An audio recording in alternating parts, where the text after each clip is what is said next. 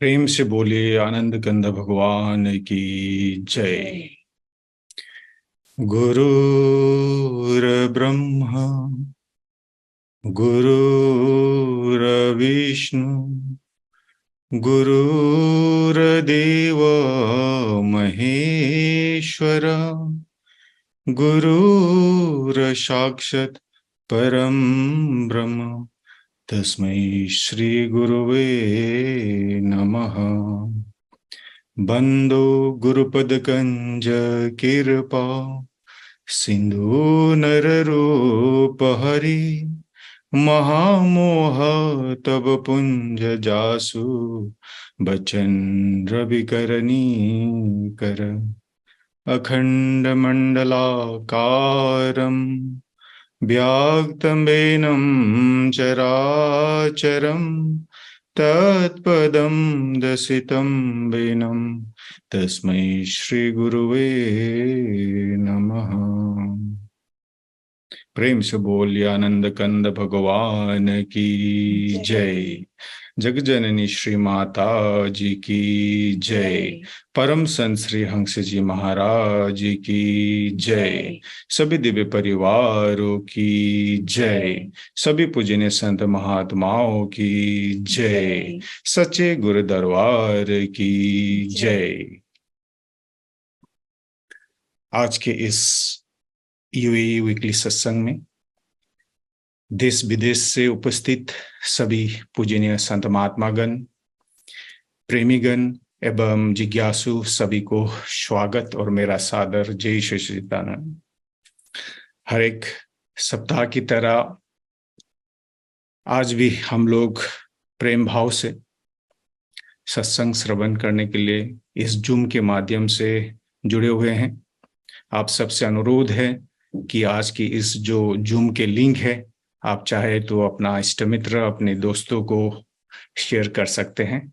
तो चलिए आज के कार्यक्रम को शुरू करते हैं गुरु वंदना से।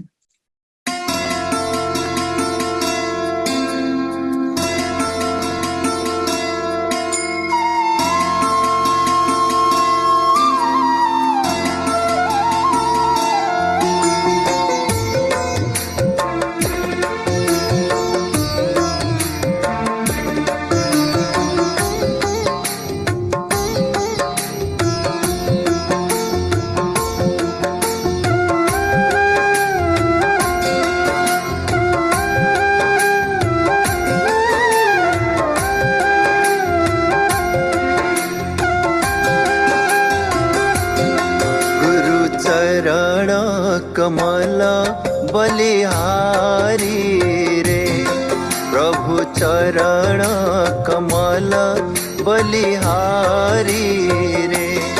मेरे मन की दुविधा तारी रे, मेरे मन की दुविधा तारी रे। गुरु चरण कमला बलिहारी रे प्रभु चरण कमला बलिहारी रे।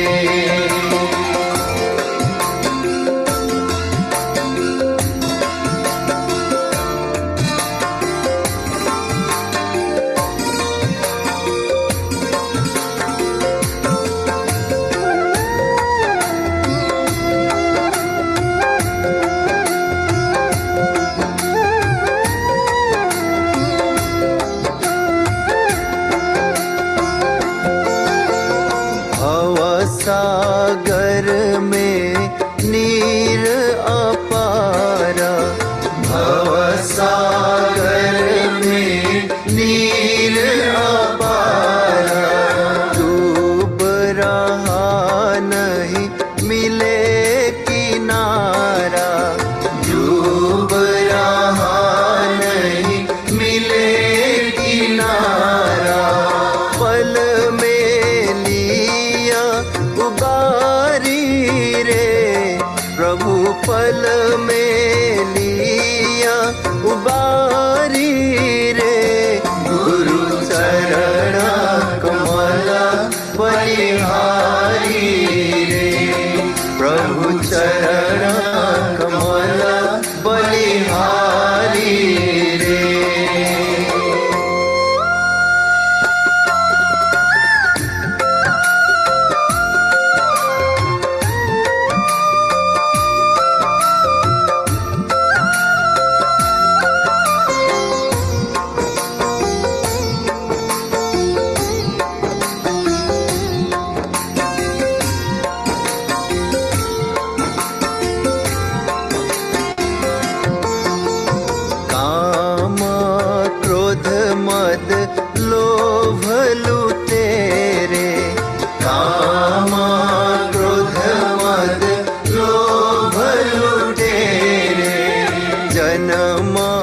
जन्म के बैरी मेरे, जन्म जन्म के बैरी मेरे, सबको दीन मारी रे प्रभु, सबको दीन मारी रे, गुरु चरण कमल बलिहारी रे, प्रभु चरण कमल बलिहारी रे।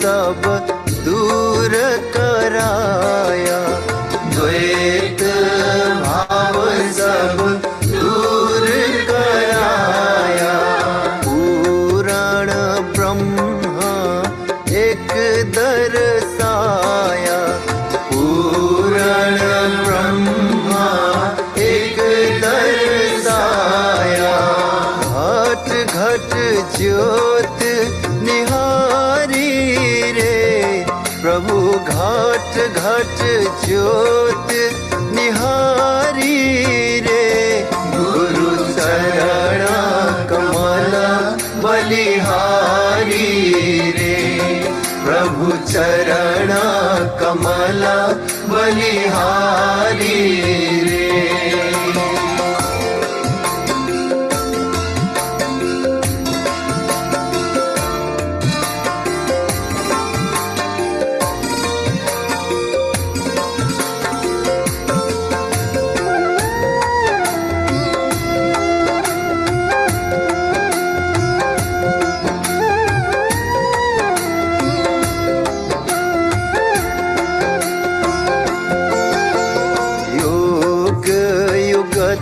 गुरु देव बताए, योग युगत गुरु देव बताए, ब्रह्मानंद शांति मन आए, ब्रह्मानंद शांति मन आए, मानुष देह सुधारी रे प्रभु, मानुष देह सुधारी रे, गुरु चरण कमल बलिहारी रे, सद्गुरु चरण कमल बलिहारी रे, मेरे मन की दुविधा टारी रे, मेरे मन की दुविधा टारी रे, गुरु चरण कमल बलिहारी रे, प्रभु चरण कमल बलिहारी रे, गुरु चरण कमल बलिहारी रे। प्रेम से बोले श्री सद्गुरुदेव महाराज की जय। अभी आप अति सुंदर गुरु वंदना श्रवण कर रहे थे, जिसको स्वर दिया था हमारे गुरु भाई इंद्र लामिछा ने, जो यूएसए से हैं, और इस वीडियो को एडिट किया था हमारे सुयोग्य राय भाई जो इजराइल से हैं। उन दोनों को बहुत बहुत धन्यवाद। अभी सत्संग होगा। सत्संग के लिए मैं आपको ले चलता हूँ सिलीगुड़ी, इंडिया। हमारे अनुभवी प्रेमी गुरु भाई सरंजा शर्मा जी को मैं अनुरोध करता हूं अपना अनुभव हमारे साथ साझा करने के लिए। करूं वंदना में तेरी, जग के रचाने वाले, ज्योति स्वरूप तुम, तमको मिटाने वाले, अखंड मंडलाकारं व्याप्तं येन चराचरं तत्पदं दर्शितं येन तस्मै श्री गुरुवे नमः। प्रेम से बोलिए सदगुरुदेव श्री महाराज की, परम आराध्य जगदीश श्री माता जी की, आनंद कंद भगवान की। सर्वप्रथम भी हमारे प्रेमी आकाश भाई जी को बहुत बहुत धन्यवाद देना चाहता हूँ कि आज उन्होंने मुझे इस जूम के माध्यम से अपना विचार रखने का मौका दिया। तो प्रेमी सज्जनों, गुरु भाई, गुरु बहन, जो भी इस जूम के माध्यम से इस साप्ताहिक सत्संग से जुड़े हैं, उनको मैं अपना जो विचार रखने जा रहा हूँ उसमें मेरा कुछ प्रश्न भी है। जैसे कि मान लीजिए आज हम जो कुछ भी कर रहे हैं, सुबह 9 बजे हम ऑफिस जाते हैं या रास्ते कहीं भी आप देख लीजिए, सब लोग कुछ ना कुछ कर रहे हैं। आप देखिए गाड़ी में दौड़ रहे हैं, आप देखिए ट्रेन मेट्रोज में इतने भीड़, सुबह निकलते हैं, शाम रात में घर आते हैं थके। हम कर किस लिए रहे हैं, हम क्यों कर रहे हैं? तो इसको आप सोच के एनालाइज अगर करेंगे तो देखिए सब शांति के पीछे दौड़ रहे हैं। सब ये सोच रहे हैं कि शांति कैसे मिले, क्योंकि मान लीजिए पैसा कमाना, धन दौलत इकट्ठा करना, गाड़ी मकान घर, सबको अल्टीमेटली उसके पीछे जो रीजन है वो शांति है। आज पैसा हम कमा रहे हैं, मुझसे अधिक अगर कोई कमा रहा है तो हमें शांति नहीं मिलती, क्योंकि उसके पीछे में हम ये सोचते हैं कि मुझे तो सब कुछ जितना मुझे मिल रहा है इससे मेरा चल रहा है, लेकिन मुझसे अधिक और कोई कमा रहा है। तो आज जो भी कीजिए, सब हम पैसे के पीछे ही भाग रहे हैं या कोई शांति के पीछे भाग रहे हैं, गाड़ी जो भी कर रहे हैं, लेकिन उसके पीछे में शांति छुपा।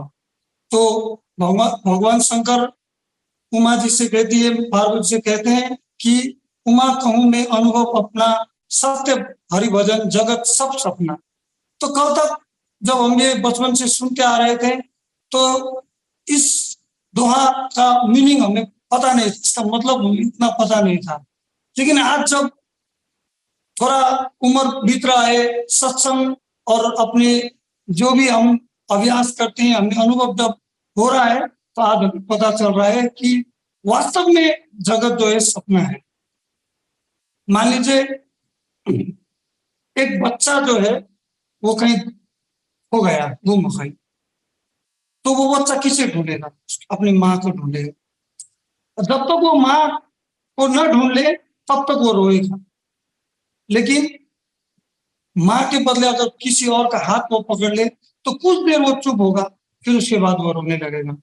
जब तक वो अपने माँ को न खोज ले तब तक वो रोता ही रहेगा। आज देखिए हम इतने कुछ कर रहे हैं, हम गाड़ी घोड़ा मकान सब कुछ पा रहे हैं, हम शादी विवाह कर रहे हैं, सुंदर स्त्रियां सबकी हैं, लेकिन फिर भी अल्टीमेटली हम सुखी नहीं है, दुखी हैं। इसका वास्तविक कारण यही है कि हम अपने जो सोर्स है, जहां से हम आए हैं, वहां तक हम नहीं पहुंच पा रहे। उस जगह का हमें कोई खबर ही नहीं, उस जगह के विषय में हमें किसी पता ही नहीं। तो आज हम बड़े भाग्यशाली हैं कि हम कुछ इस पृथ्वी में, इस संसार में कुछ ऐसे लोग हैं, ऐसे भगवान इंसान हैं जिनको हमारे गुरु महाराज जी का सानिध्य मिला हुआ। आज उन्होंने हमें सचमुच में आज ऐसा एक ज्ञान दिया हुआ है, जिस ज्ञान के जरिए हम अपने जहां से हम बिछड़े हैं, जो हमारा सोर्स है, जहां से हम आए हैं, जो हमारा अंशी है, जिसके हम अंश है, वहां तक पहुंचने का एक रास्ता हमें दिखा है। तो आज इतने होते हुए भी प्रेमी सज्जनगण भक्तों, हम फिर भी सचमुच में क्या हम उस ज्ञान को समझ पाए हैं? अच्छा, मान लीजिए हमें जो क्रिया है 4 क्रिया है, हमें गुरु महाराज जी के आशीर्वाद से मिला हुआ है। उनकी सेवा सत्संग से हमें कुछ कुछ अनुभूतियां मिल रही है। लेकिन तो रामायण तो स्पष्ट भाषा में कहता है, नाम ले तो भव सिंधु सुखाए। उस नाम को तो लेते ही भव सिंधु सूख जाता है। फिर क्या हमारा भव सिंधु सूखा है?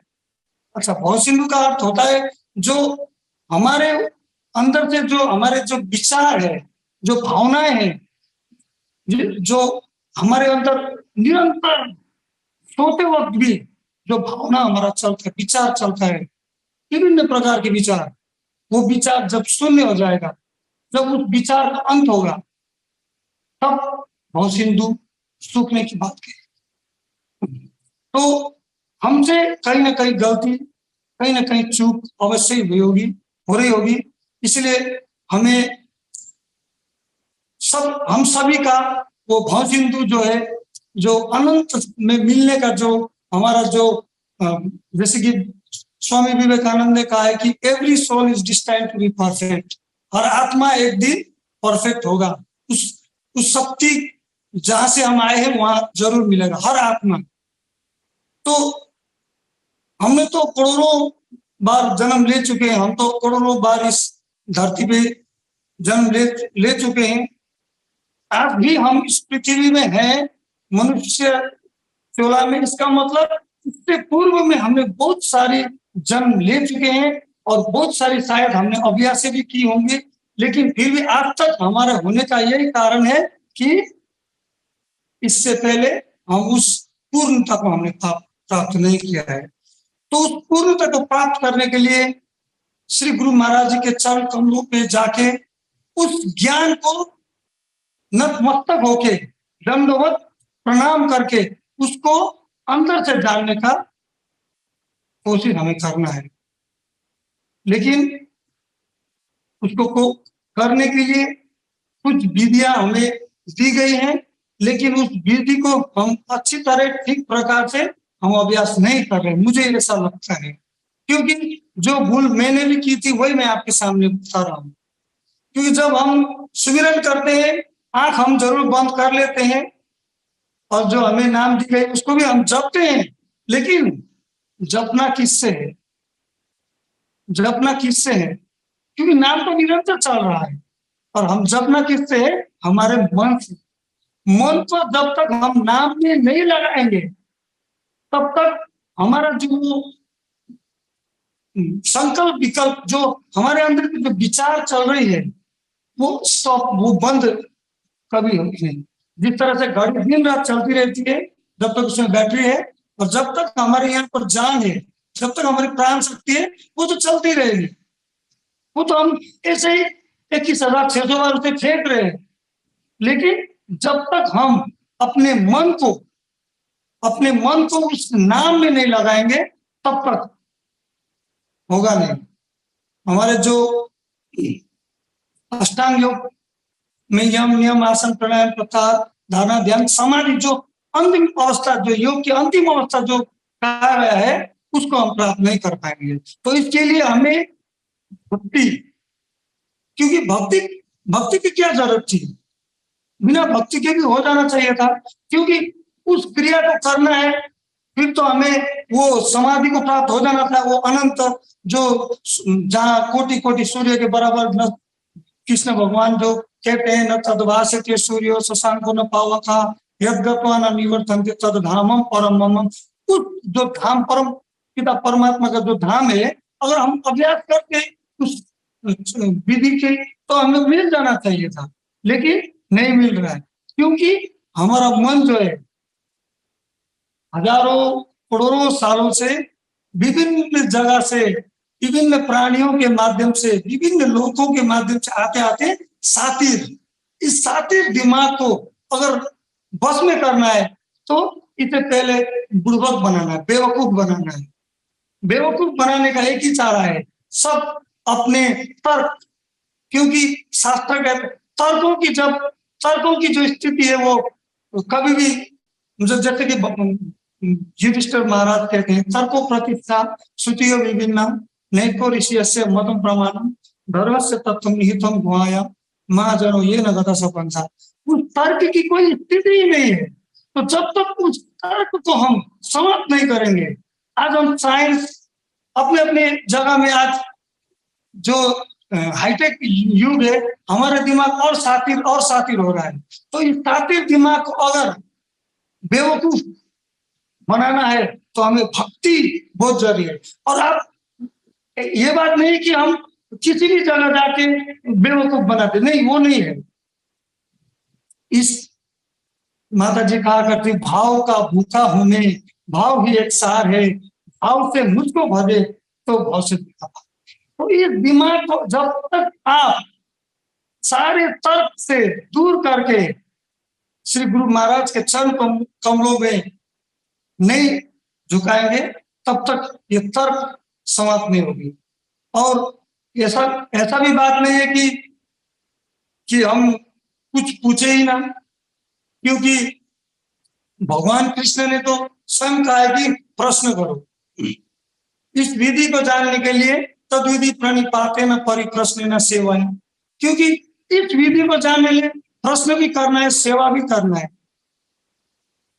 इस विधि को जानने के लिए सेवा भी करना है और समय के महान पुरुषों के सम्मुख झुकना है।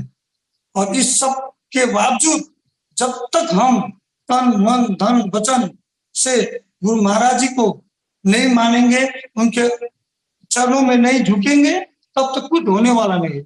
आप जितना भी कोशिश कर ले, हम जितना भी कोशिश कर ले, क्योंकि हमारा दिमाग जब तक गुरु महाराज जी को भगवान ना मान ले, अगर सिर्फ उनको एक इंसान, जैसे कि वेदों में कहा गया है, यस्य देवे पराभक्ति अर्थात देवे तथा गुरु, जिस तरह से आप देवता को मानते हैं, भगवान को मानते हैं, यस्य देवे पराभक्ति अर्थात देवे तथा गुरु तथ्यते कथिता हृदय प्रकाशन्ते महात्मन।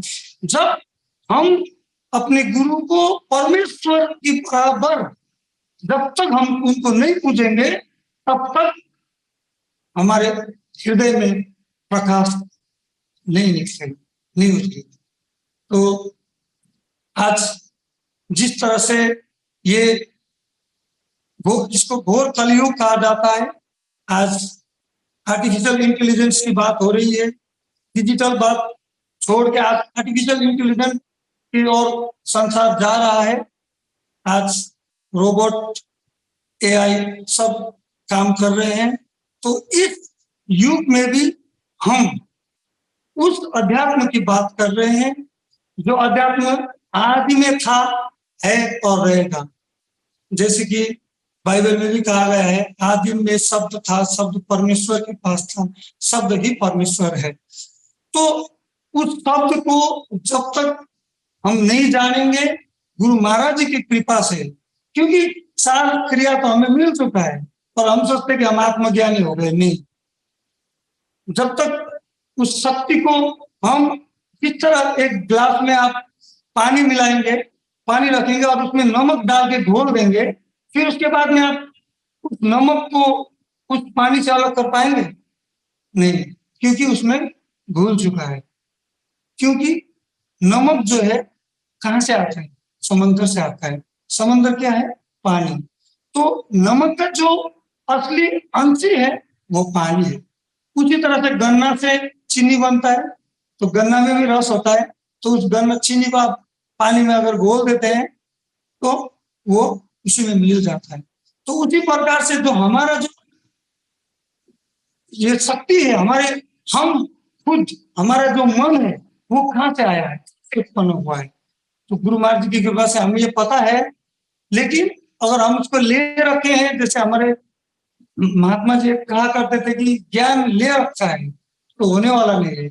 हमें निरंतर समय के अनुसार, क्योंकि अष्टांग योग में यम नियम की बात की गई है, जब तक आप यम और नियम को फुलफिल नहीं करेंगे, उसको नहीं मानेंगे, तब तक आप अष्टांग योग की तरफ कभी नहीं पहुंच पाएंगे। तो हमारे ऋषि मुनियों ने कहा है कि इसको समय अनुसार बिना रुकावट के कभी भी छोड़ना नहीं, इसको समय अनुसार इसको करना है। और चल उठते बैठते चलते तो हमें कोशिश करना है, क्योंकि ऐसा कोई क्षण नहीं होना चाहिए जिस वक्त हम अगर गुरु महाराज जी को भूल जाएं। तो मान लीजिए आपने 14 लोगों की जो संपदा है उसको आपने छोड़ लिया। क्योंकि मेरे जीवन में तो मैंने खुद अनुभव किया है कि जब जब मैंने गुरु महाराज जी को थोड़ा भी जीवन में दरकिनार किया है तो मुझे बहुत कठिनाई आई है, मैंने बहुत दुख को सहना पड़ा है। और आप विश्वास होते नहीं करेंगे, गुरु महाराज जी के बिना कुछ भी संभव नहीं, कुछ भी संभव नहीं। और हम बहुत सोचते हैं कि हमने दरबार में ये दिया, दरबार में ये दिया, मैं इतना सेवा देता हूँ, ये भी भूल है, ये भी सच नहीं है। क्योंकि हम जो देते हैं हमें लगता है कि हम दे रहे हैं, लेकिन नहीं, हम जो दे रहे हैं वो भी गुरु महाराज जी का ही है। इसका अनुभव धीरे धीरे सबको होगा, क्योंकि हमारे पॉकेट में जो 10 रुपया भी अगर है तो वो भी गुरु महाराज जी की कृपा बिना नहीं होगा। क्योंकि आप जितना भी कीजिए, जो सांस फूंक के गुरु महाराज जी ने हमारे अंदर दिया हुआ है, हमारे मालिक ने दिया है, वो उनके मुट्ठी में है, उनके हाथ में है। हम सिर्फ नहीं, सारे संसार, हर चराचर प्राणी श्री गुरु महाराज जी के बिना कुछ है ही नहीं। आज गुरु महाराज जी को बहुत लोग साधारण इंसान समझते हैं, कोई पॉलिटिशियन समझते हैं, और बहुत भक्तों से भी मैंने देखा है कि अरे गुरु महाराज जी तो ये कर रहे हैं, हम भी कर सकते हैं। अरे गुरु महाराज जी तो ये करते हैं, हम भी कर सकते हैं। अरे गुरु महाराज जी तो वहां पे चाय पी रहे थे, हम भी वहां रास्ते में चाय पी सकते हैं। मतलब मेरे कहने का मतलब ये है कि जो गुरु महाराज जी करते हैं वो तो सारे सृष्टि के स्वामी है, वो हर कुछ कर सकते हैं। तो वो जो करते हैं वो हमें करना नहीं है, जो उनका आज्ञा हमें दिया हुआ है उसको हमें करना है। गुरु महाराज जी के आज्ञा में रह के हमें हर कुछ करना है। देखिए, आज हम जो सत्संग विचार अपना रख रहे हैं, आप भी सब हम रखते हैं, लेकिन देखिए हम सत्संग सुनते हैं, लेकिन हम जब सत्संग किसी को 2 मिनट भी सुनाते हैं तो वो हमारे अंदर से आता है, गुरु महाराज जी की कृपा से आता है। और इससे सबसे बड़ा परिवर्तन होता है अपने आप में। क्योंकि आप तो मिथ्या झूठा चीज तो आप सुना नहीं सकते हैं, आप सुन सकते हैं मिथ्या झूठा, लेकिन गुरु महाराज को साक्षी रख के हम झूठा मिथ्या नहीं सुना सकते। तो आज इस घोर कलयुग में हमें ये सत्संग, हमारे गुरु महाराज जी स्वयं सारे संसार के मालिक, इस चराचर सारे संसार के मालिक हमें दर्शन दे रहे हैं, हमें आशीर्वाद दे रहे हैं। तो हम सचमुच में बड़े भाग्यवान हैं। और इस नाम को आप छोटा मोटा मत समझिए, ये नाम जो है ये सारा ब्रह्मांड का केंद्र है, ये सारी सृष्टि का केंद्र है। आज साइंस वर्म होल की जो बात कर रहे हैं, ब्लैक होल की बात कर रहे हैं, जो टाइम ट्रेवलिंग की बात कर रहे हैं, आज जो अपने पुराणों में सुना होगा, जो हिरण्यगर्भ सोने की अंडे से विष्णु भगवान का जन्म हुआ, फिर विष्णु भगवान के नाभि कमल से ब्रह्मा का जन्म हुआ, सृष्टि हुई। फिर जब ब्रह्म का उत्पन्न हुआ तो स्वयं महाकाल शिव शंकर का जन्म हुआ। तो इसका अर्थ क्या है? इसमें बहुत लोग सोचते हैं कि शिव मतलब शंकर भगवान जो सांप नाग लेके घूमते हैं वो शिव है, और ब्रह्म मतलब जो 4 सर है, ये नहीं है, ये नहीं है। ये जो स्वर्ण का अंडा है, नासित्य सूक्त आपने पढ़ा होगा, वेदों में नासित्य सूक्त है, सृष्टि से पहले कुछ नहीं था, ये आपने सुना होगा। तो स्वर्ण का जो अंडा है हिरण्यगर्भ, वहां से विष्णु जी जो अणु अणु में जो विद्यमान है स्वयं विष्णु, उनके नाभि, उनके केंद्र से ब्रह्म, और ब्रह्म का अर्थ होता है ब्रह्मांड, उनका 4 सर का अर्थ होता है। जैसे कि आप साइंस में अभी देखिए, स्टीफन हॉकिंस भी बोल रहे हैं कि ये जो ब्रह्मांड चारों ओर फैल रहा है, चारों ओर। हम तो हमारे आंख आगे है, हम आगे चलते हैं, पीछे नहीं चल पा रहे। लेकिन ब्रह्मा जो है, जो पहले जो कलाकार थे उन्होंने बनाया ब्रह्म के 4 सर, उसका अर्थ ये है कि ब्रह्मांड चारों ओर फैल रहा है। और शिव महाकाल यानी कि टाइम एंड स्पेस, समझ रहे हैं, स्पेस एंड टाइम।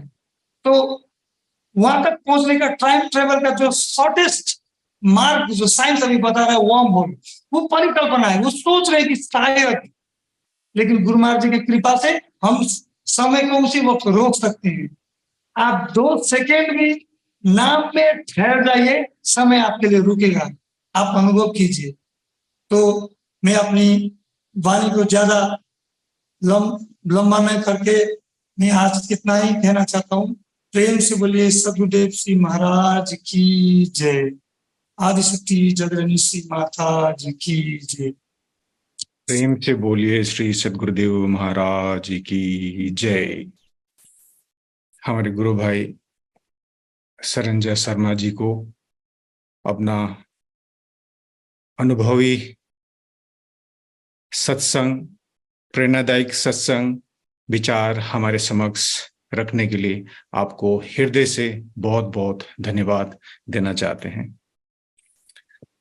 आगे भी आपसे आशा है कि अपना कीमती समय दे के फिर से आप अपना अनुभव हमारे साथ जरूर साझा करेंगे। बहुत बहुत आपको धन्यवाद। चलिए अभी एक छोटा सा भजन होगा। भजन के लिए मैं सरयू आंटी को अनुरोध करता हूं जो दुबई से हैं। प्रेम से बोले श्री सद्गुरुदेव महाराज की जय। परम राध्या जगज्जननी श्री माता जी की जय। सभी संत महात्मा जी की जय।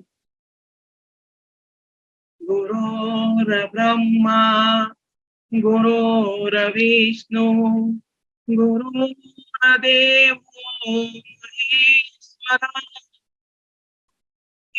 साक्षात् परब्रह्म तस्मै श्री गुरुवे नमः।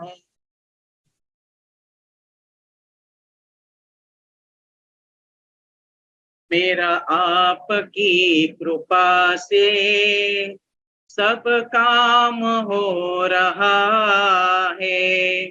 मेरा आपकी कृपा से सब काम हो रहा है। करते हो तुम मालिक मेरा नाम हो रहा है। करते हो तुम मालिक मेरा नाम हो रहा है। मेरा आपकी कृपा से सब काम हो रहा है। पटवार के बिना ही मेरी नाव चल रही है। हैरान है जमाना मंजिल भी मिल रही है। करता नहीं मैं कुछ भी, करता नहीं मैं कुछ भी, सब काम हो रहा है। मेरा आपकी कृपा से सब काम हो रहा है।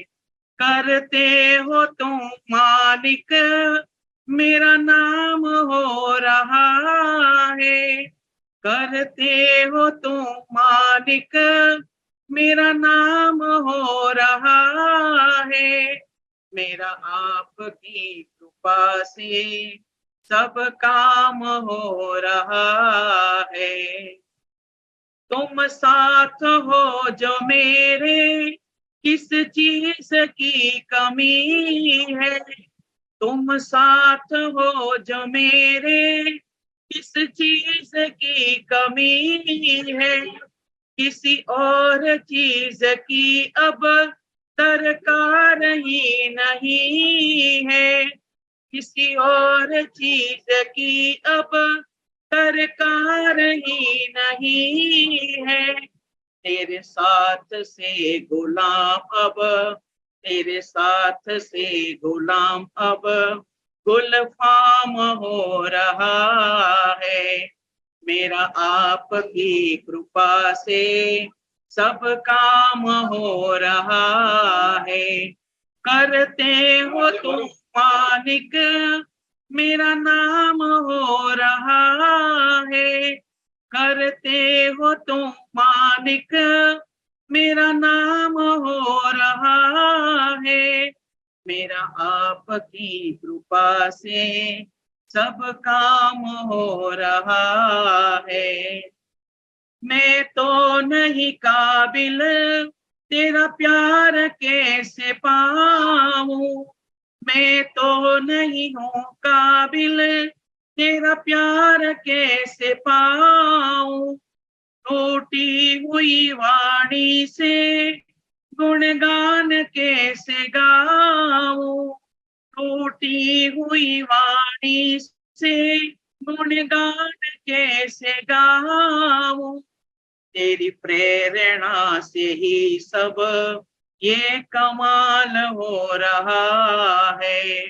तेरी प्रेरणा से ही सब ये कमाल हो रहा है।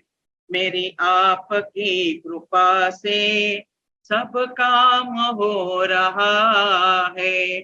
करते हो तुम मालिक, मेरा नाम हो रहा है।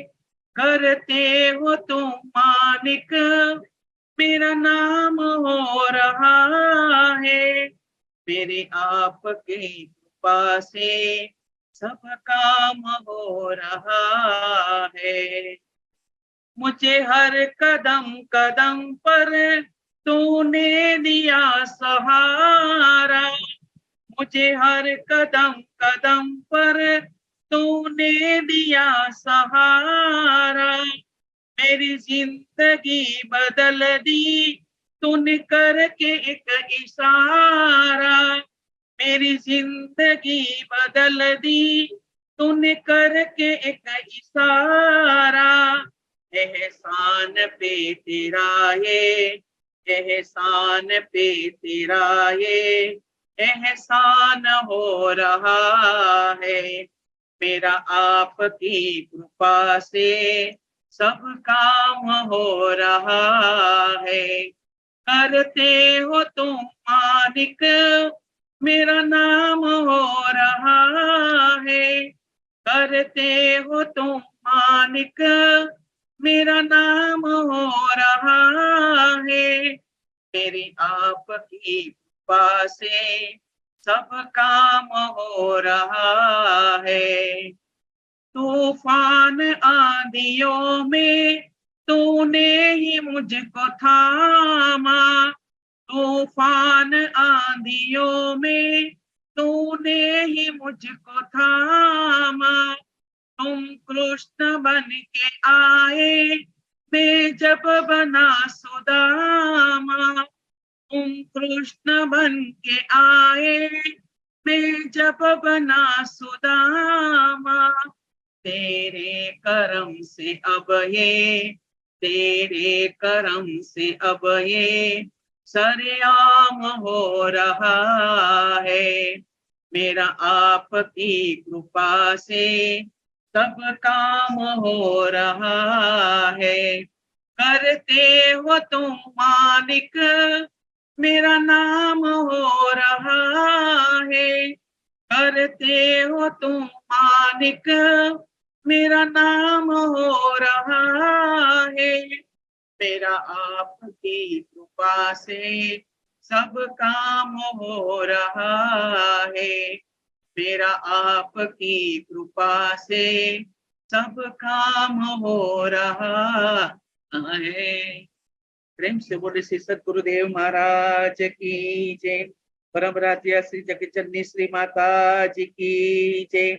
सभी संत महात्माओं की जय। सभी प्रेमियों को मेरा जय श्री सच्चिदानंद। प्रेम से बोलिए आनंद कंद भगवान की जय। हमारे सरयू आंटी को अति सुंदर भजन प्रस्तुत करने के लिए बहुत बहुत धन्यवाद। चलिए अभी सत्संग होगा। सत्संग के लिए मैं अनुरोध करता हूं हमारे पूजनीय महात्मा धन्यबाई जी को। वंदे बोधमयं नित्यं गुरुं शंकर रूपिणं यमाश्रितो हि वक्रो अपि चन्द्रः सर्वत्र वन्द्यते। अज्ञानतिमिरान्धस्य ज्ञानाञ्जनशलाकया चक्षुः उन्मीलितं येन तस्मै श्री गुरवे नमः। तस्मै श्री गुरवे नमः। बोलिए श्री सद्गुरुदेव महाराज जी की जय। आनंद कंद भगवान की जय। आदिशक्ति जगत जननी श्री माता जी की जय। सभी दिव्य महान विभूतियों की जय। सच्चे दरबार की जय।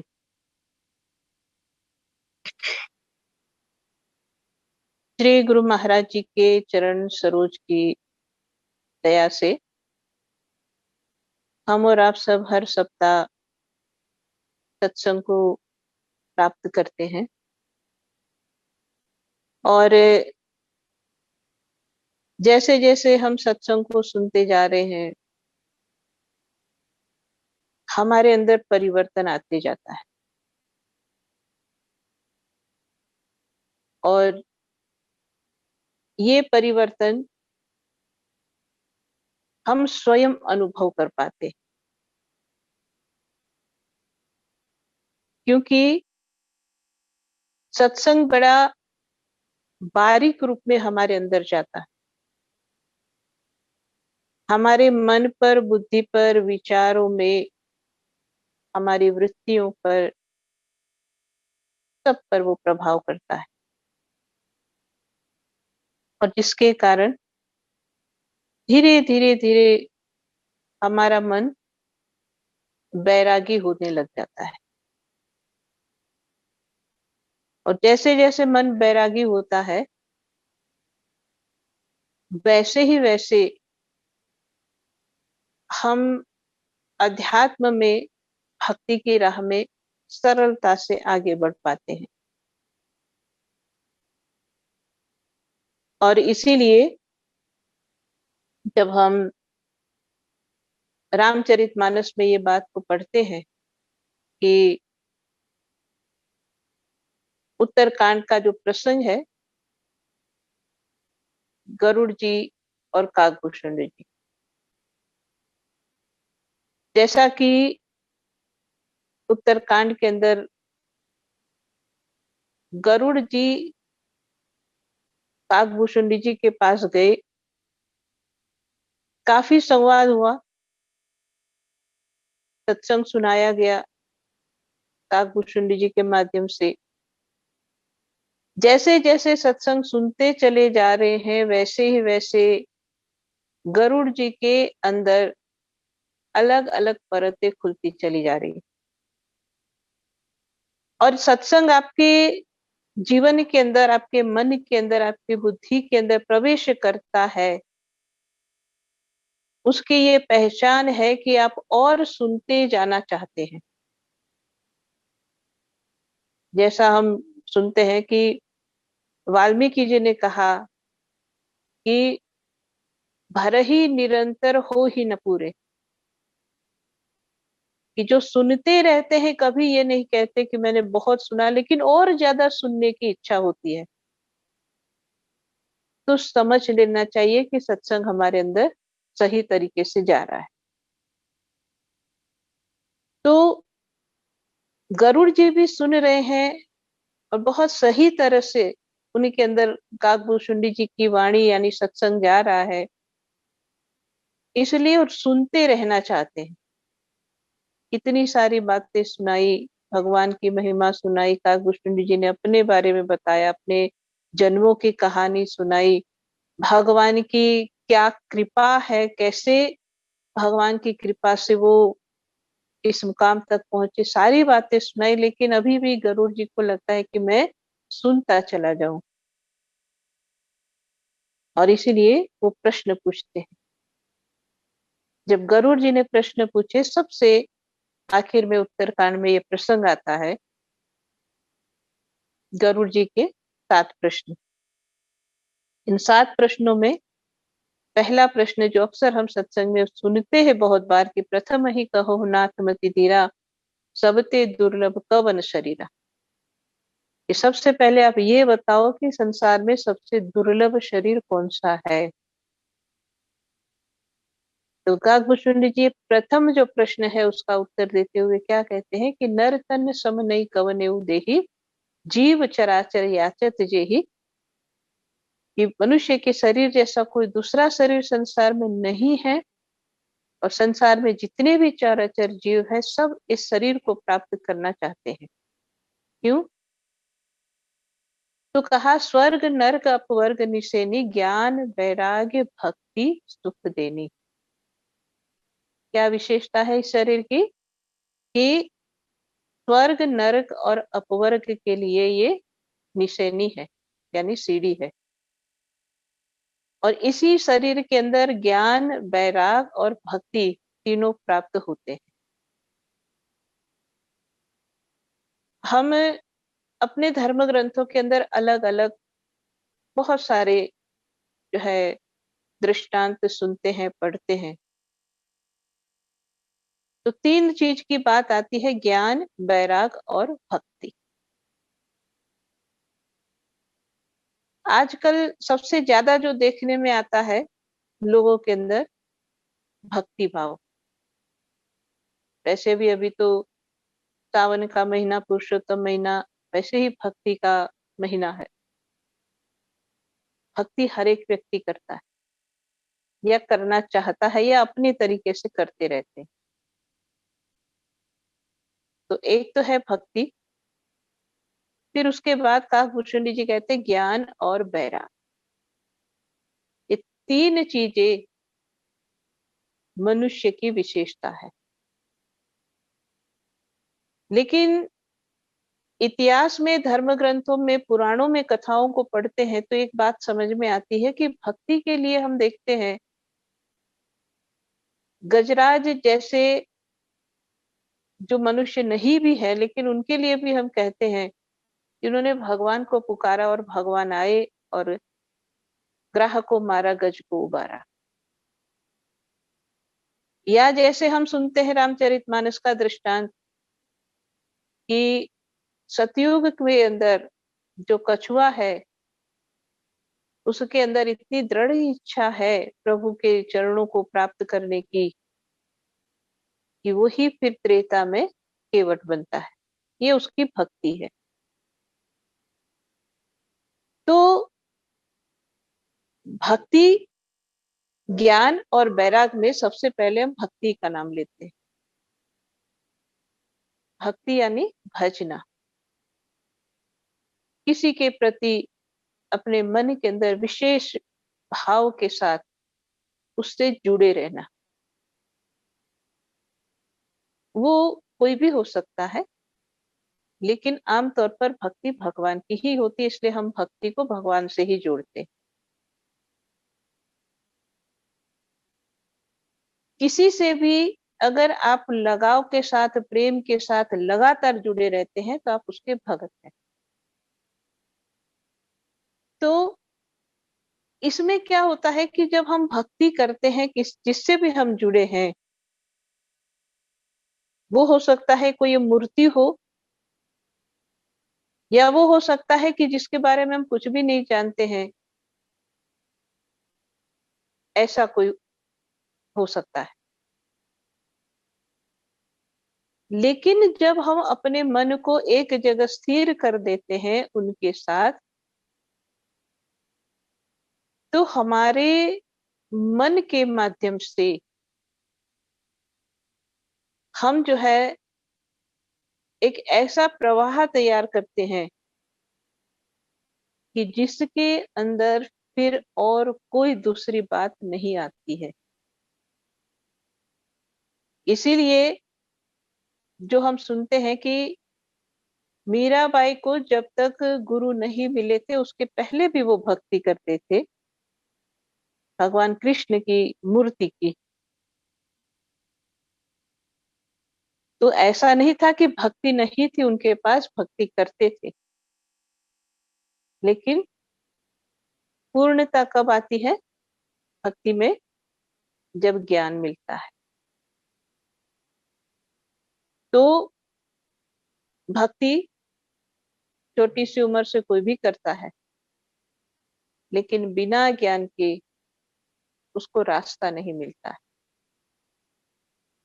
अभी हम सत्संग कर रहे थे कल, तो यही बात आई सत्संग में भी कि श्रीमद् भागवत पुराण की ये कथा हम सब ने बहुत बार सुनी है कि भक्ति माता के दो पुत्र है, ज्ञान और वैराग।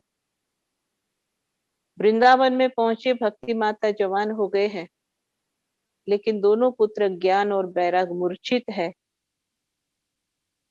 वृद्धावस्था को भी प्राप्त हो गए, मूर्छित भी है, और इसीलिए भक्ति विलाप करते हैं। नारद मुनि ने ये दृश्य देखा, एक युवा स्त्री है, देवी रो रहे हैं, उनके सामने दो वृद्ध पुरुष लेटे हुए हैं। पूछने पर पता लगा कि ये ज्ञान और वैराग है। भक्ति माता कहती है मेरे पुत्र है। तो भक्ति, ज्ञान और वैराग तीनों जीवन में चाहिए। अगर भक्ति कर रहे हैं, ज्ञान और वैराग नहीं है, तो भक्ति माता कभी प्रसन्न नहीं है। जैसा हम कथा में सुनते हैं कि भक्ति माता विलाप कर रहे हैं, अगर ज्ञान और वैराग जागृत नहीं है तो। इसलिए काकभूषुंडी जी भी ये बात कहते हैं कि ज्ञान, वैराग, भक्ति तीनों चाहिए। तो भक्ति का अर्थ हम थोड़ा बहुत समझ पा रहे हैं जिस रूप में, उसके अंदर ज्ञान क्या करता है? ज्ञान का अर्थ होता है जानना। जानना क्या? जैसा कि दास बोध के अंदर भी हम देखते हैं, और शिवाजी महाराज के जो गुरु थे, समर्थ गुरु रामदास जी, वो शिवाजी महाराज को ज्ञान के बारे में जब बता रहे हैं, तो शिवाजी महाराज से कहते हैं कि ऐक्य ज्ञानाचे लक्षण, ज्ञान म्हणजे आत्मज्ञान, पहावे आपणासी आपण या नाव ज्ञान। कि हे शिवा, ऐक्य ज्ञानाचे लक्षण, सुन ज्ञान क्या है। आगे क्या कहते हैं कि पहावे आपणासी आपण या नाव ज्ञान। ज्ञान क्या है? पहावे आपणासी आपण, अपने आप को अपने अंदर देखना, ये ज्ञान है। ज्ञान म्हणजे आत्मज्ञान। ज्ञान का अर्थ होता है आत्मज्ञान। और आत्मज्ञान क्या है? अपने को अपने अंदर देखना, पहावे आपणासी आपण, वो ज्ञान है।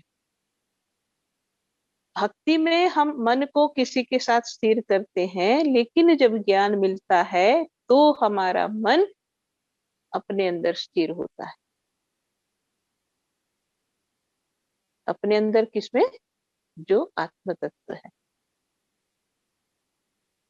इसीलिए कहा कि पहावे आपणासी आपण, जो आत्मज्ञान है ये, यानी अपने अंदर अपने आप को जानना।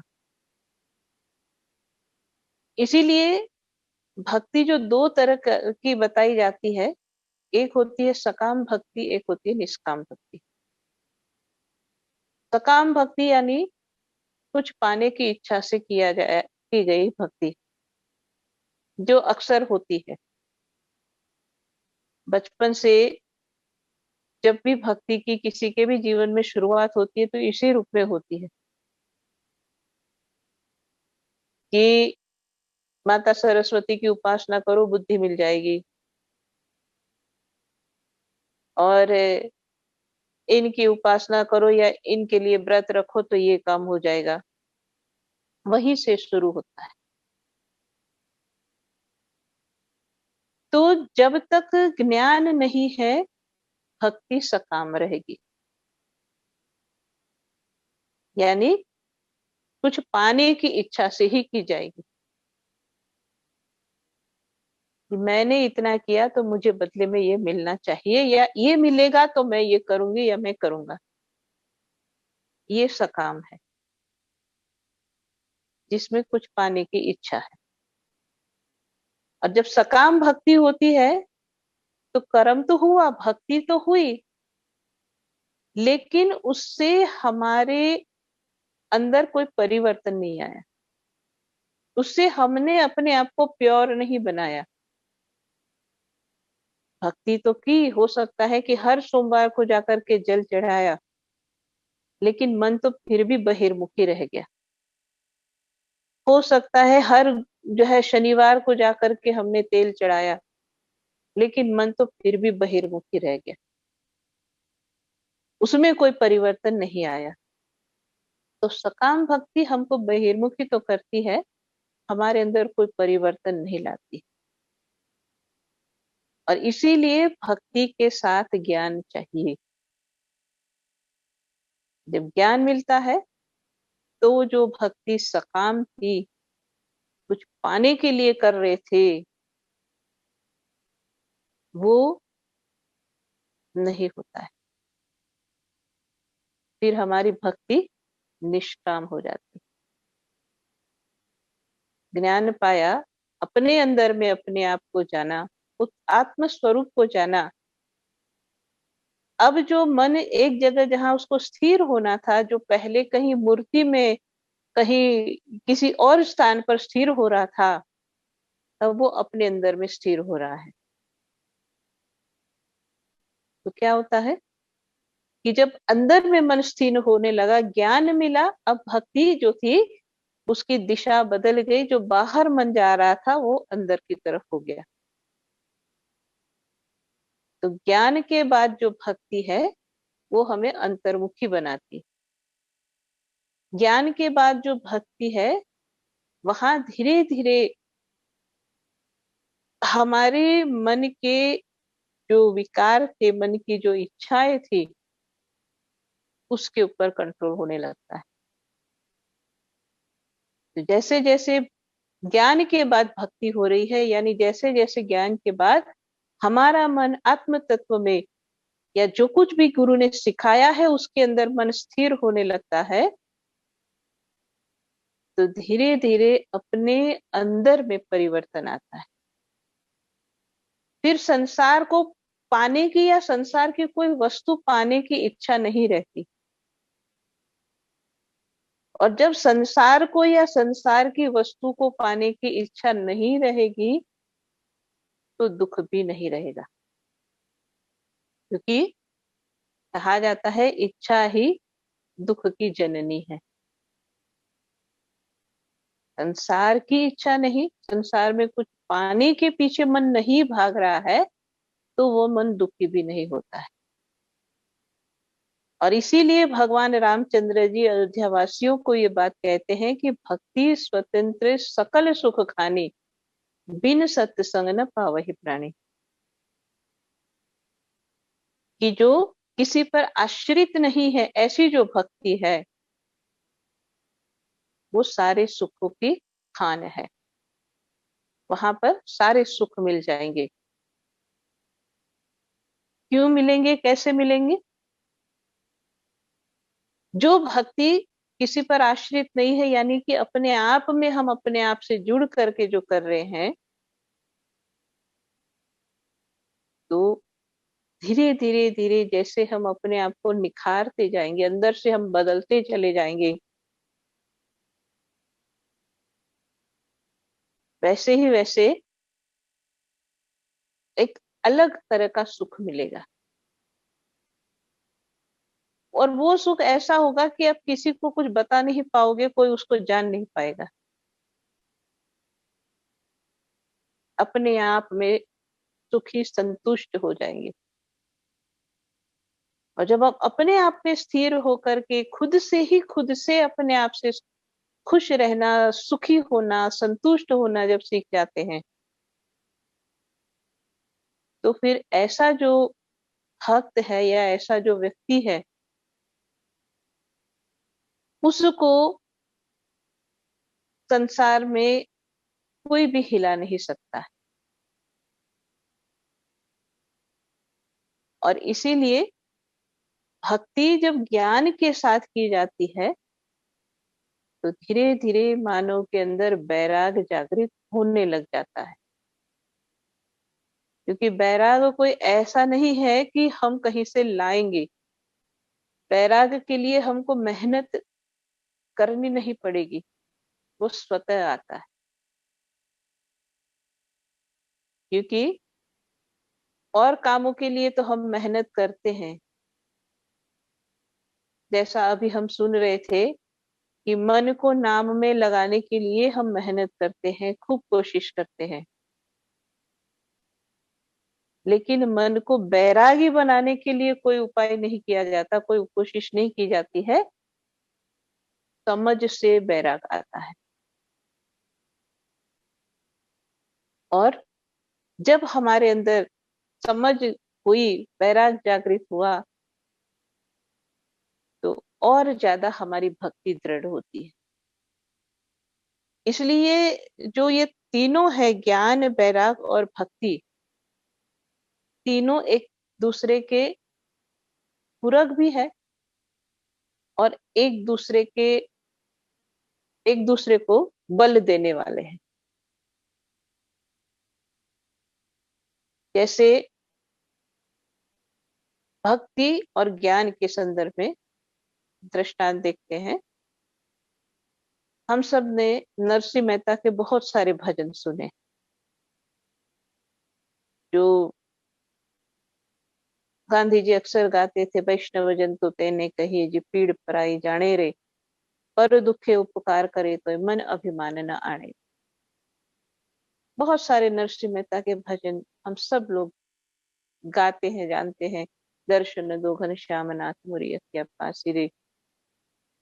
नरसिंह मेहता बहुत बड़े भक्त हो गए और उनके लिए ये कहा जाता है कि जब वो अपने भैया भाभी के साथ रहते थे तब भी उनका मन संसार में नहीं लगता था। मैं ये तीनों को जोड़ के बता रही हूँ, ज्ञान, बैराग और भक्ति। उनकी पत्नी है, भैया भाभी के साथ वो रहते हैं, लेकिन उनका मन फिर भी संसार में नहीं लगता है। और ये अक्सर कहते हैं, देखा जाता था कि नरसिंह मेहता को कहाँ मिलेंगे अगर ढूंढना है, तो कहीं पर भी भजन मंडी कीर्तन कर रहे होंगे, वहीं पर नरसिंह मेहता मिलेंगे। खुद भी अच्छे से भजन गाते थे।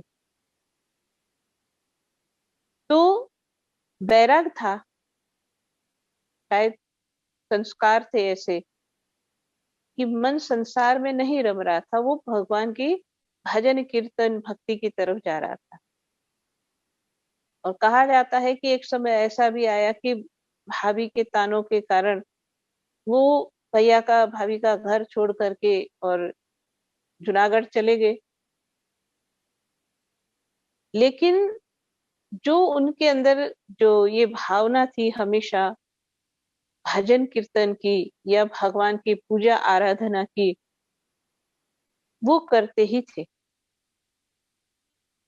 और उनके अंदर भक्ति का इतना प्रवाह होता था, कहते हैं कि वो इतने उसमें लीन हो जाते थे, अपने आप को, अपनी सूध बूध खो देते थे। उनको पता ही नहीं होता था कि मैं कहाँ हूँ, क्या कर रहा हूँ।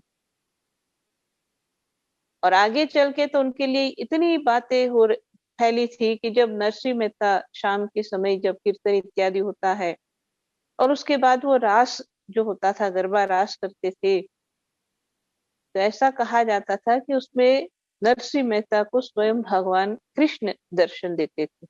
ऐसी बातें उस समय लोगों के अंदर चर्चा हो रही थी। तो मन संसार में नहीं रम रहा है और भक्ति भाव भी उनके अंदर खूब है। और इतनी उनकी ख्याति, इतनी कीर्ति है, लोग दूर दूर से आते थे कि शाम को जब कीर्तन होगा फिर रास होगा और उसमें सब झूमने लगता थे, अपने आप को भूल जाते थे। इतनी उसके अंदर जो है भक्ति की प्रबल भावना थी।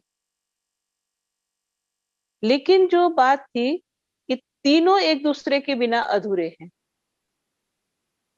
तो एक बार कहते हैं कि नरसिंह मेहता के पास पीपा भगत आते हैं। पीपा भगत कबीरदास जी के शिष्य थे, ज्ञानी थे। जब उन्होंने सुना कि इस तरह से भक्ति भाव तो खूब है पर ज्ञान नहीं है, पीपा भगत आए नरसिंह मेहता के पास।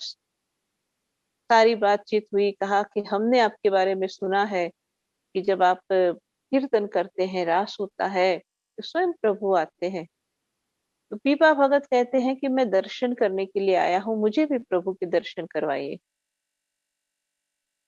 नरसिंह मेहता कहते हैं कोई बात नहीं, शाम को जब कीर्तन होगा, भजन होगा, रास होगा, प्रभु आएंगे, आप दर्शन कर लीजिए। नरसिंह मेहता कहते हैं जब दर्शन कर लीजिए, तो पीपा भगत कहते हैं कि लेकिन आप मुझे करवाएंगे दर्शन तब तो होंगे। क्या ठीक है। और उसके बाद जैसे कीर्तन इत्यादि शुरू हुआ, भजन होने लगे, रास होने लगा, नरसिंह मेहता भी झूम करके और उसमें मस्त हो रहे हैं। तो पीपा भगत उस समय नरसिंह मेहता से कहते हैं कि भगत, मुझे भी भगवान के दर्शन कराइए। नरसिंह मेहता कहते यही तो है, आप कर लीजिए, सामने तो है। पीपा भगत कहते नहीं, मुझे दर्शन नहीं हो रहे, आप करवाइए। नरसिंह मेहता ने फिर कहा यही है, आप कर लीजिए। तो पीपा भगत कहते ऐसे नहीं, आप मुझे भगवान का हाथ पकड़वा दो, मैं पकड़ के देख लूंगा ये तो भगवान है। तो कहते नरसिंह मेहता ने एक हाथ पीपा भगत के हाथ में दे दिया।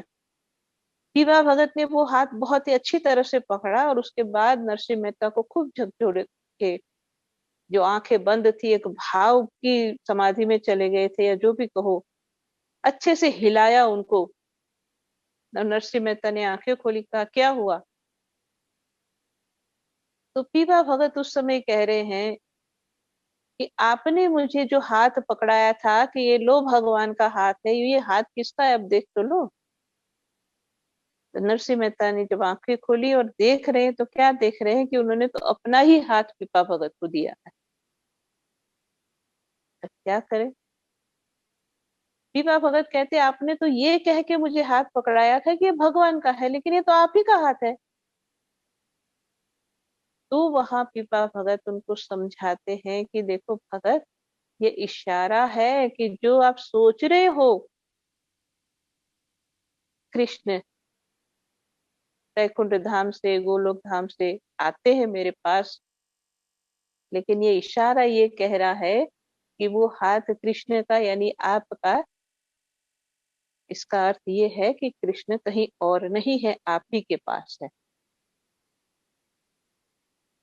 और फिर जो है पीपा भगत नरसिंह मेहता को जो वास्तव में ज्ञान है, आत्मज्ञान जिसके बारे में भी हम कह रहे थे, रामदास जी ने जो कही बात, समर्थ गुरु रामदास जी ने वो ज्ञान की बात बताई।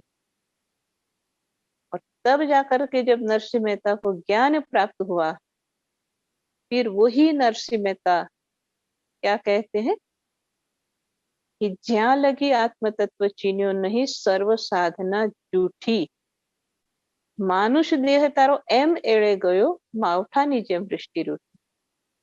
फिर वही नरसिंह मेहता कहते हैं कि जब तक आत्म तत्व को नहीं जाना, तब तक तेरा मनुष्य जीवन बेकार है।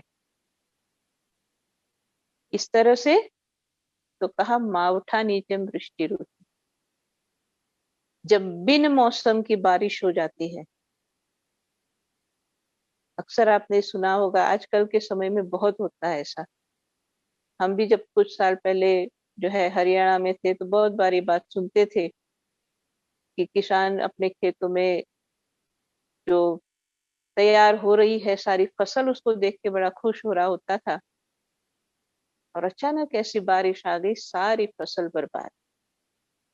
जब हम सत्संग में भी जाते थे, गांव में कहीं पर देखते थे कि पूरी पूरी फसल, खेत के खेत, पूरी फसल बर्बाद हुई पड़ी है। तो बारिश तो आई, बिना मौसम की बारिश सबको बर्बाद कर देती है। ऐसे ही नरसिंह मेहता कहते हैं कि जब तक आत्म तत्व को नहीं जानोगे, तब तक आप जितने भी करो, जितने भी कर्म कांड करो, सर्व साधना झूठी। ये कह रहे हो कि जितने भी उपाय कर रहे हो, जितने भी साधन कर रहे हो, जितनी साधना कर रहे हो, जितनी भी मेहनत कर रहे हो, वो सारी झूठी यानी गलत है। जब तक आत्मा को नहीं जाना, जो कुछ भी कर रहे हो सब गलत है, और वो वैसा तुम्हारे जीवन में उसका परिणाम होगा जैसे बिना बारिश की, बिना मौसम की बारिश हो। इतनी गहरी बात उन्होंने बता दी। कब की? जब ज्ञान मिला, भक्ति थी, मन में बैराग भी था, बिना ज्ञान के काम नहीं बना। और इसीलिए काकभूषण जी कहते हैं कि ज्ञान, बैराग, भक्ति, सुख देने, तीनों चाहिए। तब ज्ञान मिल गया, भक्ति नहीं की तो भी सुख नहीं है। भक्ति कर रहे लेकिन ज्ञान ही नहीं है तो भी सुख नहीं है। और बिना बैराग के तो वैसे भी सुख मिलना नहीं है। तो ये जो सारी बातें अक्सर हम धर्म ग्रंथों की पढ़ते हैं, सुनते हैं, पहली नजर में कुछ और समझ में आता है, थोड़ा और डीप जाते हैं तो कुछ और समझ में आता है, और ज्यादा डीप जाएंगे कुछ और समझ में आता है। इसलिए कहते हैं कि ये अनंत का रास्ता है। इसलिए जो हम अक्सर सुनते हैं, गुरु महाराज जी भी कई बार ये बात सुनाते हैं कि एकम सत्य विप्रा बहुधा वदंती। अलग अनेक रूप में लोग इस बात को समझाते हैं। जैसे हमने कहा कि भागवत पुराण में भक्ति, ज्ञान, बैराग की ही बात है, लेकिन ये कहानी के रूप में, अलग रूप में बताया। वही बात काकभूषण जी भी कह रहे हैं, भक्ति, ज्ञान, बैराग तीनों चाहिए। और इसीलिए कहते हैं कि वो बड़े भाग्यशाली हैं, क्योंकि भक्ति करने वाले संसार में मिल जाएंगे। हो सकता है कोई ऐसे भी लोग मिल जाए कि जिसका मन संसार में लगे ही ना किसी भी कारण से, लेकिन ज्ञान सबसे जरूरी, जो पूर्णता लाता है। इसलिए कहा कि जिसको ज्ञान मिलता है वो न सिर्फ भाग्यशाली है, सौभाग्यशाली है। जैसे हम भजन में गाते कि सौभाग्य से मिला है गुरुदेव का सहारा। जिसको ज्ञान की प्राप्ति हुई, गुरु की शरण, गुरु के चरण प्राप्त हुए, वो सबसे बड़े भाग्यशाली। उनकी बराबरी का कोई संसार में दूसरा नहीं। क्यों? क्योंकि एटलीस्ट उनके सामने एक रास्ता है जो उनको समझ में आया, इस पर मुझे चलना है। और बिना ज्ञान के मेहनत खूब हो रही है संसार में, लोगों के जीवन में, लेकिन रास्ता नहीं मिल रहा है। और गुरु की शरणागत होने पर हमारे लिए एक रास्ता खुला है, हमको पता है इस पर चलना है, और सही दिशा में चलेंगे तो मंजिल पे पहुंचेंगे। खूब मेहनत करे, खूब चले, लेकिन गलत दिशा में चले तो कहीं नहीं पहुंचेंगे। इसीलिए हम भाग्यशाली हैं कि न सिर्फ हमको रास्ता बताने वाले गुरु महाराज मिले हैं, लेकिन हमको उस रास्ते पर चलाने वाले भी गुरु महाराज। अगर कहीं इधर उधर थोड़े भी हिल डुल जाए तो भी पकड़ के सीधे रास्ते पर ले जाने वाले भी गुरु महाराज है। इसीलिए गुरु भक्त संसार में सबसे भाग्यशाली होता है। तो वैसे तो गुरु भक्ति अपने आप में बड़ी ही दुर्लभ होती है। गुरु भक्ति अपने आप में अनेक जन्मों के शायद कर्मों का फल होती है। इसलिए जिसको गुरु के शरण मिल जाए, गुरु भक्ति मिल जाए, क्योंकि गुरु भक्ति में जैसा अभी हम कह रहे थे कि हमारे पास अगर मन बाहर भी जाता है तो भी वहीं पर गुरु महाराज के पास रुकेगा, अंदर जाता है तो गुरु का जो निर्गुण रूप है उसमें रुकेगा। इसीलिए गुरु भक्त के दोनों तरफ फायदा है। अगर मन अंदर नहीं जा रहा है तो गुरु महाराज के चरणों में लगा है जो सगुण रूप में है, और सगुण रूप के साथ जुड़ेगा तो निर्गुण में भी चला जाएगा। इसलिए दोनों हाथ में लड्डू होते गुरु भक्तों के। तो हम सब बड़े भाग्यशाली है जो ये गुरु महाराज के चरणों में स्थान मिला है, ज्ञान मिला है। तो भक्ति करे, सेवा करे, भजन करे, और अपने जीवन को सफल बनाए, महान बनाए। जैसा गुरु महाराज हमसे चाहते हैं वैसे हम बन जाए। तो इन्हीं शब्दों के साथ मैं अपनी वाणी को विराम देती हूँ। और अब थोड़ी देर के लिए हम मेडिटेशन करेंगे। थोड़ी देर के लिए अपने मन को नाम में लगाते हैं। इसके बाद छोटी सी हम प्रार्थना करेंगे। उसके बाद जो भी आकाश भाई को अपनी सूचना देनी होगी वो सब देंगे, तो हम उसको भी सुनेंगे। बोलिए श्री सद्गुरुदेव महाराज की जय। आनंद कंद भगवान की।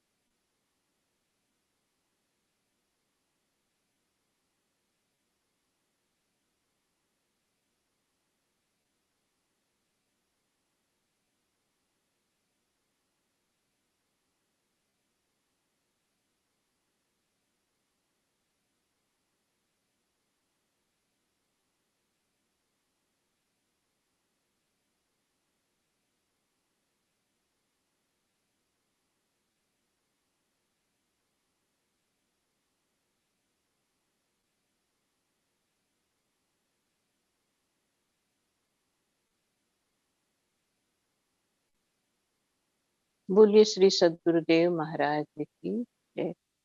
त्वमेव माता च पिता त्वमेव, त्वमेव बन्धु च सखा त्वमेव, त्वमेव विद्या द्वरिणं त्वमेव, त्वमेव सर्वं मम देव देव, त्वमेव सर्वं मम देव देव, त्वमेव सर्वं मम देव देव। भक्तिदान मोह दीजिए गुरुदेवन के देव, और नहीं कुछ चाहिए निश दिन चरणन से। बार बार वर मांग हूँ हर्ष देहु श्री रंग, पद सरोज अनुपायनी भक्ति सदा सत्संग। बोलिए श्री सद्गुरुदेव महाराज की जय। आनंद कंद भगवान की जय। आदिशक्ति जगत जननी श्री माता जी की जय। सभी दिव्य महान विभूतियों की जय। सच्चे दरबार की जय। सभी पूजनीय संत महात्माओं की जय। आनंद कंद भगवान की जय। हमारे पूजनीय महात्मा धरनी भाई जी को अति मार्मिक सत्संग विचार से हम सबको लाभान्वित करने के लिए बहुत बहुत धन्यवाद भाई जी को। और हमारे सरंजा शर्मा जी को भी बहुत बहुत धन्यवाद। उनका कीमती समय निकाल के आज हम सबको उनका सत्संग विचार सुनने का अवसर मिला। और हमारे सरयू आंटी को भी बहुत बहुत धन्यवाद अति सुंदर भजन प्रस्तुत करने के लिए। और देश विदेश से जितने भी महानुभाव आज के इस जूम के सत्संग में उपस्थित हुए, आप सबको भी बहुत बहुत धन्यवाद। आप जानते हैं कि ये यूएई वीकली सत्संग every Friday Dubai time 9 PM to 9:15 PM तक होता है। और इस सत्संग को अगर आप लाइव सुन नहीं पाए, देख नहीं पाए, अटेंड कर नहीं पाए, तो इसका रिकॉर्डेड वीडियो सत्संग हमारे वीकली सत्संग यूट्यूब चैनल पर अपलोड होता है। उसमें भी जाके आप देख सकते हैं। और जितने भी अभी तक सत्संग हुए हैं वीकली सत्संग, वो सब वीडियो आप वीकली सत्संग यूट्यूब चैनल पर देख सकते हैं। और इसके अलावा हमारे समिति का बहुत सारे सोशल मीडिया यूट्यूब चैनल है, उसमें भी हमारे सद्गुरुदेव श्री महाराज जी का प्रवचन, दिव्य प्रवचन सुन सकते हैं। विभिन्न संत महात्माओं का अनुभव विचार और हमारे हंस परिवार का सत्संग विचार भी आप उस YouTube चैनल पर देख सकते हैं। उसकी छोटी सी सूचना आप देख सकते हैं यहाँ पे। मानव धर्म YouTube चैनल में आप हिंदी सत्संग का आनंद लेने के लिए आप इस चैनल को लाइक, सब्सक्राइब और नोटिफिकेशन बेल दबाकर आप हिंदी सत्संग का आनंद ले सकते हैं। मानव धर्म नेपाल YouTube चैनल में नेपाली भजन और सत्संग सुनने के लिए आप इस चैनल को लाइक, सब्सक्राइब और नोटिफिकेशन बेल दबाकर आप नेपाली भजन और सत्संग का आनंद ले सकते हैं। मानव धर्म गुजराती यूट्यूब चैनल में गुजराती भजन और सत्संग का आनंद लेने के लिए आप इस चैनल को लाइक, सब्सक्राइब और नोटिफिकेशन बेल दबाकर आप गुजराती भजन और सत्संगों का लाभ उठा सकते हैं। हंसवाणी यूट्यूब चैनल में इंडियन रीजनल लैंग्वेजेस में भजनों का आनंद लेने के लिए आप इस चैनल को लाइक, सब्सक्राइब और नोटिफिकेशन बेल दबाकर आप भजनों का आनंद ले सकते हैं।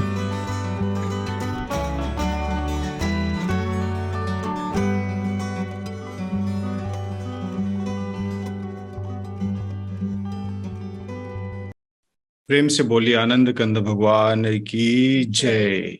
आज के इस कार्यक्रम हम लोग यहीं पर समाप्त करते हैं। सबको जय सच्चिदानंद।